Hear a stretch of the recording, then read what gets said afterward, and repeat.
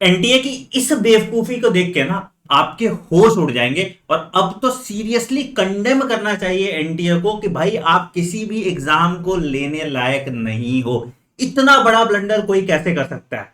आपको मैं एक ओएमआर वर्सेस स्कोर दिखाता हूं एक बच्चे का जिसकी ऑल इंडिया रैंक 1 आई है, मतलब उसका स्कोर 720/720 है। मैंने बच्चे के डिटेल्स को ब्लर कर दिया और मैं सभी टीचर से भी रिक्वेस्ट करूंगा कि बच्चे के डिटेल्स ना शेयर करें, क्योंकि बेचारे झूठ मूठ का वो पिस जा रहे हैं। उनकी तो कोई गलती भी नहीं है इसमें, उन्होंने थोड़ी जानबूझ के बोला था कि हमारे साथ ऐसा करो, ठीक है।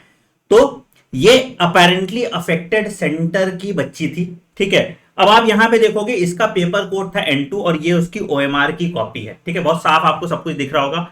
अब आप इसको टैली कर लेना इस बच्चे के आंसर की के साथ। ये ऑफिशियल आंसर की N2 कोड का जो एनटीए ने दिया है, और आप देखोगे जो इसके मार्क्स आ रहे थे वो 636 मार्क्स आ रहे थे।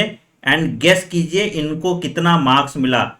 She secured an all India rank 1 and 720 में 720 मार्क्स मिला। तो भाई एनटीए जो ग्रेस मार्क्स बांट रहा था वो क्या किलो के हिसाब से बांट रहा था? और ये सही सवाल है।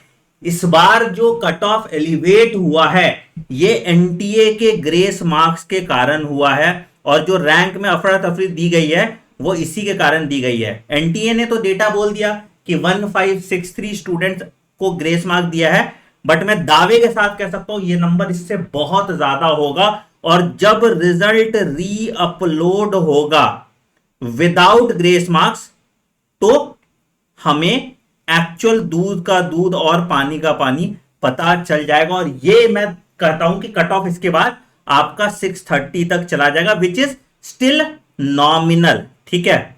तो हमें पहली डिमांड जो रखनी है या जो पहला फोकस हमारी लड़ाई की है कि भाई हम मार्क्स को फिर से री अपलोड कराएं। अगर आपको जस्टिस करना ही है उन बच्चों के साथ जिनके सेंटर पे उनको एक्स्ट्रा टाइम नहीं दिया गया, तो उन स्टूडेंट्स का आप री नीट करा दीजिए।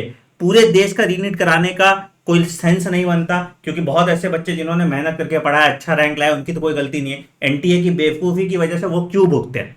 तो उन पर्टिकुलर सेंटर्स या अफेक्टेड सेंटर्स पे आप री नीट कराइए और बिना ग्रेस मार्क्स का फिर से रिजल्ट को पब्लिश किया जाना चाहिए। और इसके लिए बेटा हम लोग पीआईएल भी फाइल कर रहे हैं, और अब तो रास्ता निकल गया कि हम सुप्रीम कोर्ट में डायरेक्टली पीआईएल फाइल कर सकते हैं। और हमारा जो फर्स्ट डिमांड है वो यही रहेगा कि सारे रिजल्ट को पब्लिक किया जाए इसी तरीके से। ओएमआर के साथ हम टैली करेंगे कि कितने मार्क्स एनटीए ने ग्रेस दिए, क्योंकि एनटीए के डेटा पे भरोसा नहीं किया जा सकता। और इससे आपको पता चल जाएगा कि एक्चुअली कितने बच्चों को ग्रेस मार्क्स दिया गया। और फिर जब ग्रेस मार्क्स हट के जब रिजल्ट पब्लिश कराया जाएगा तो कट ऑफ कंसिडरेबली लो हो जाएगा, और एक्चुअल जो हर साल की तरह का कट ऑफ होता था इस साल भी आपको वैसा कट ऑफ देखने को मिलेगा। तो let's hope for the best.